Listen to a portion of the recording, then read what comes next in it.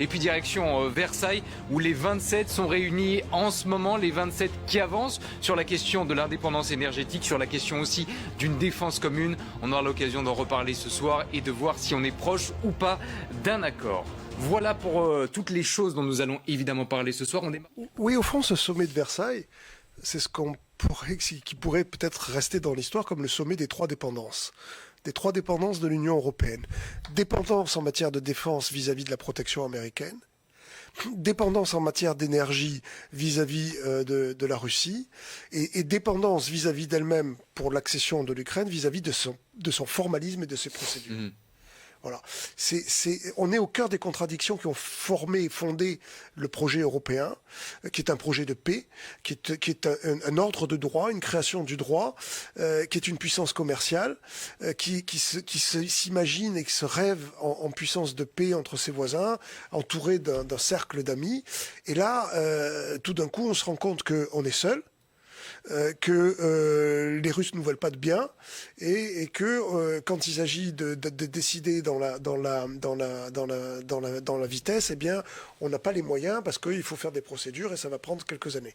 Donc c'est vraiment et les mots d'Emmanuel Macron sont tout à fait justes.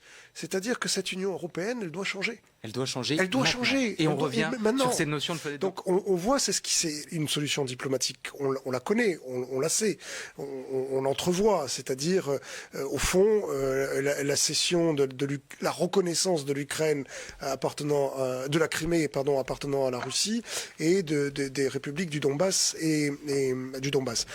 Et entre contrepartie de quoi, les Russes vont devoir donner quelque chose, qui pourrait être l'adhésion de l'Ukraine à l'Union européenne. Processus très long, comme l'a rappelé Emmanuel Macron, on y reviendra tout à l'heure. C'est une solution très étroite, qui va demander des efforts d'évolution des deux côtés, mais la solution pour l'instant est bloquée. Alors c'est quoi ? On va transformer Kiev en Stalingrad, on va raser Kharkiv, on va raser Mariupol.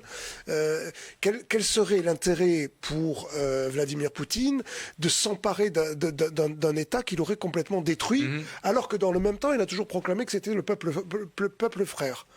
Donc, quelque part, il y a une énorme incohérence qu'à un moment donné, il va falloir qu'il explique à son propre peuple, parce que quand ils vont quand même découvrir les images de Kiev ou de Kharkiv rasées, il va falloir leur expliquer pourquoi et comment ce qui ressemble de notre point de vue à un paradoxe insoluble.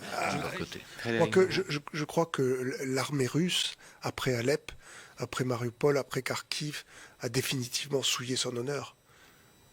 C'est l'honneur souillé de l'armée russe. Je veux dire, c'est terrible. Et ça nous met aussi face à une réalité qu'on avait oublié de voir. On avait quelque part fermé les yeux sur Alep, en tout cas, une partie de nous avait fermé les yeux sur Alep, on avait fermé les yeux sur Grozny, on avait fermé les yeux sur d'autres choses encore. Et tout ça nous revient comme un retour du refoulé. Parce que le président Zelensky a réagi dans ses derniers messages vidéo. Il y avait une façon de dire dans ses propos, les applaudissements ne nous nourrissent pas non plus au quotidien. Écoutez-le. We can't stop alone. On ne pourra pas les arrêter tout seul, mais seulement si le monde entier s'unit. Cette fois, il dit si le monde entier s'unit. Il n'y a plus seulement un message adressé aux partenaires européens, à l'Union européenne, c'est si le monde entier s'unit. Est-ce que là, il n'y a pas un petit changement aussi ? Oui, je crois que oui, il est dans l'émotion, il est dans l'exagération. Mais il est aussi dans la vérité. Au fond, cette vérité nous renvoie à nous-mêmes. On est en 1939 et il y a la petite fille juive qui frappe à la porte. Et on est dans la situation de dire est-ce que j'ouvre pas ? C'est ça la vérité. Ça fait plusieurs fois que vous faites des comparaisons avec 40-45. Oui, on est souvent gêné de les faire. Et en même temps, plus le temps avance, plus c'est un retour la comparaison est légitime, mais là, semble-t-il. Ce qui se passe en Russie, c'est le retour à l'ère stalinienne. Avec un nouveau rideau non pas de fer, mais un rideau de sang est tombé sur l'Europe.